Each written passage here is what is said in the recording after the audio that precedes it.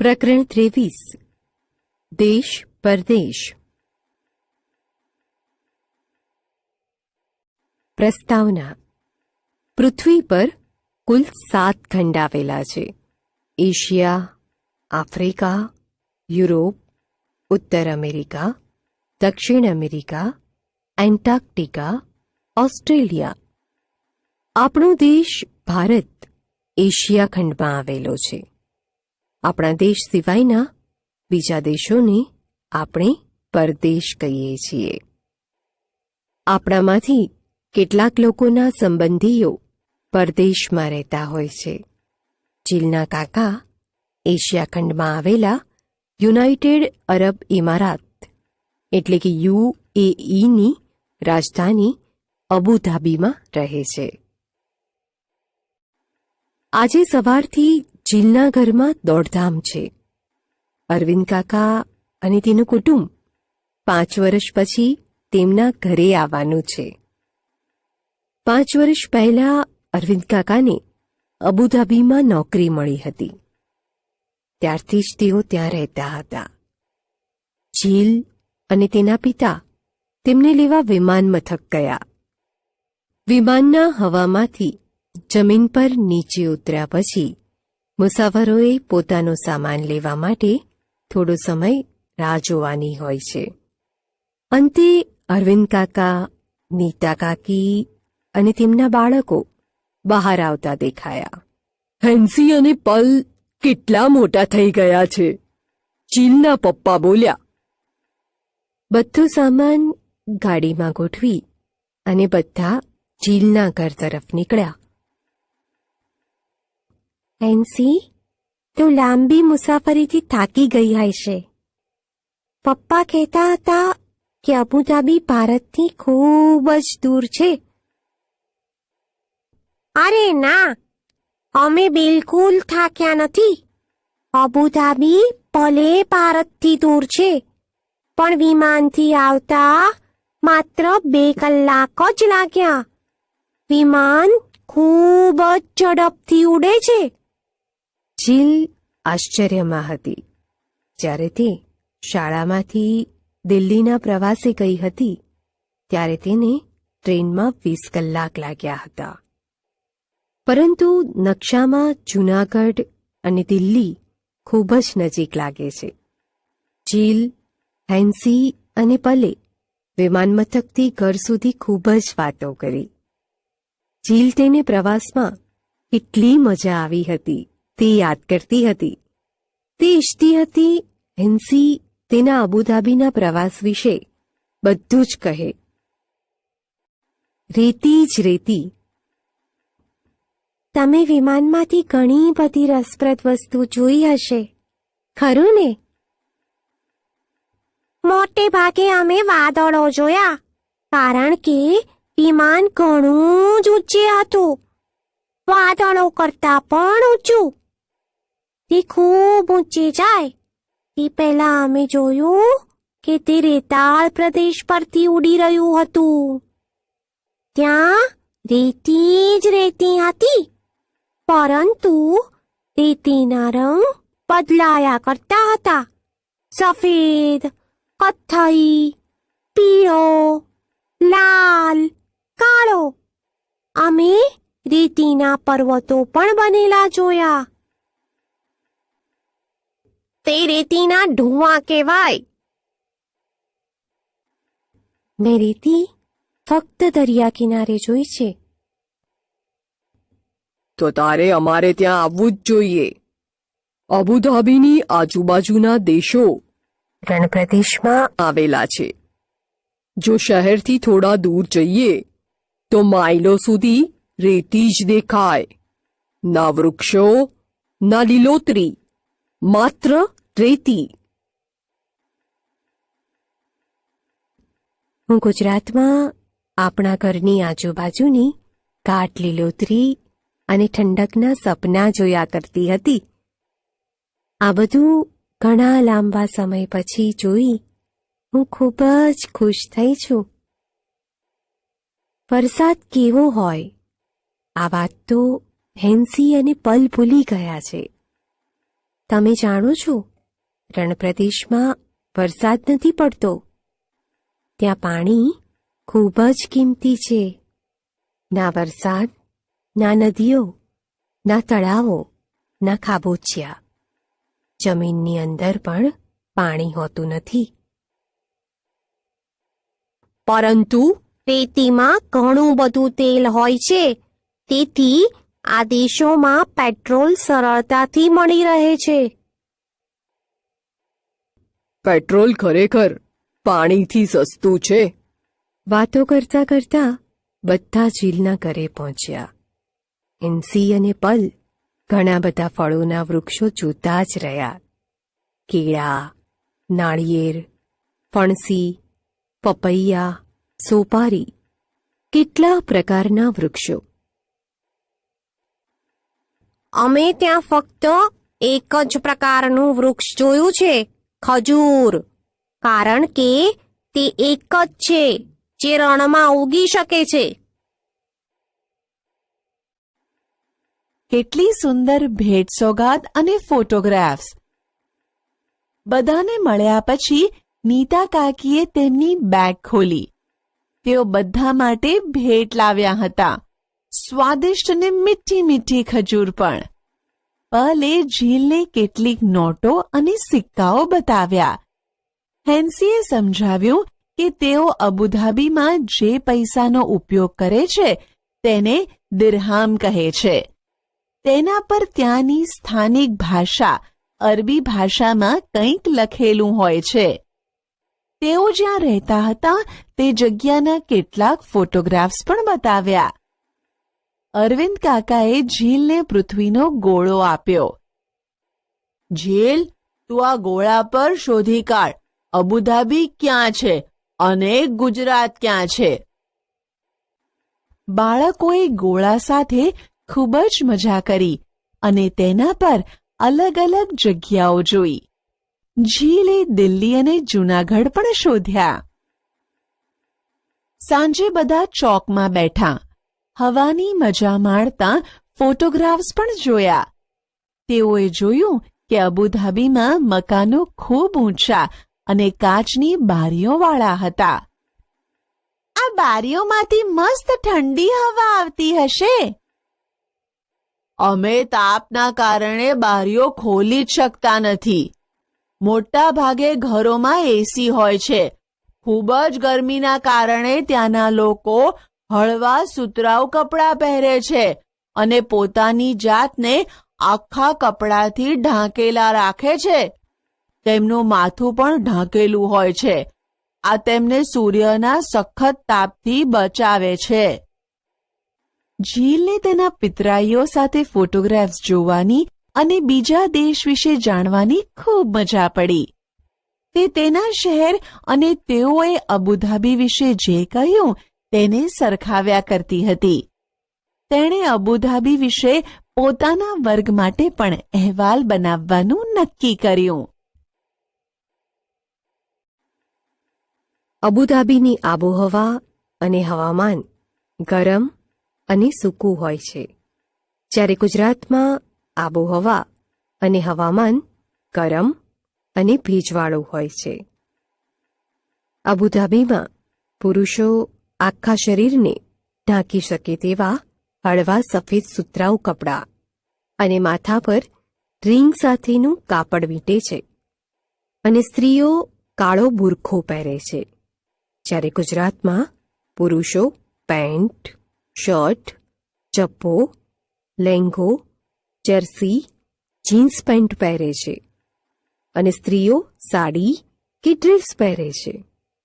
અબુધાબીમાં ખજૂરીના વૃક્ષો વધુ થાય છે, જ્યારે ગુજરાતમાં લીમડો, આસોપાલવ, આંબો, પીપળો, વડ, બાવળ, નાળિયેરી, સોપારી, પપૈયા જેવા વૃક્ષો અને કરેણ, તુલસી, ગુલાબ અને ગલગોટાના છોડ વધુ થાય છે. અબુધાબીમાં મકાનો ખૂબ જ ઊંચા અને કાચની બારીઓવાળા હોય છે, અને ત્યાં બહુમાળી મકાનો વધુ જોવા મળે છે. જ્યારે ગુજરાતમાં બહુમાળી મકાનો, બંગલા, ધાબાવાળા મકાનો, સાદા મકાનો, ઝૂંપડીઓ અને કાચા મકાનો જોવા મળે છે. અબુધાબીમાં ખૂબ જ મોંઘી એસીવાળી ગાડીઓ હોય છે અને વાહન વ્યવહારના નિયમોનું યોગ્ય રીતે પાલન થાય છે. જ્યારે ગુજરાતમાં કાર, બસ, સ્કૂટર, મોટરસાયકલ, ટ્રક અને મોંઘી ગાડીઓ પણ જોવા મળે છે અને અહીં વાહન વ્યવહારના નિયમોનું પાલન ઓછું થાય છે. અબુધાબીના લોકોનો મુખ્ય ખોરાક ખજૂર, પરોઠા, માંસ, બિરયાની, ચિકન કબાબ વગેરે છે. જ્યારે ગુજરાતમાં રોટલી, પૂરી, દાળ, ભાત, શાક, કાઠિયાવાડી ભોજન, છાશ વગેરે અહીંનો મુખ્ય ખોરાક છે. અબુધાબીમાં અરબી ભાષા બોલાય છે, જ્યારે ગુજરાતમાં ગુજરાતી ભાષા બોલાય છે. રણમાં જમીન રેતાળ હોય છે અને પાણીની ખૂબ જ અછત હોય છે. વરસાદ ખૂબ જ ઓછો પડે છે, તેથી રણમાં વૃક્ષો ઓછા હોય છે. તમારા કોઈ સગા સંબંધી બીજા દેશમાં રહે છે? માનસીના કાકા કાકી પરિવાર સાથે અમેરિકા તથા મામા ઓસ્ટ્રેલિયા રહે છે. સૌપ્રથમ કાકા ત્યાં ભણવા ગયા હતા. તે પછી ત્યાં જ નોકરી કરે છે અને કાકી સાથે છેલ્લા 10 વર્ષથી રહે છે.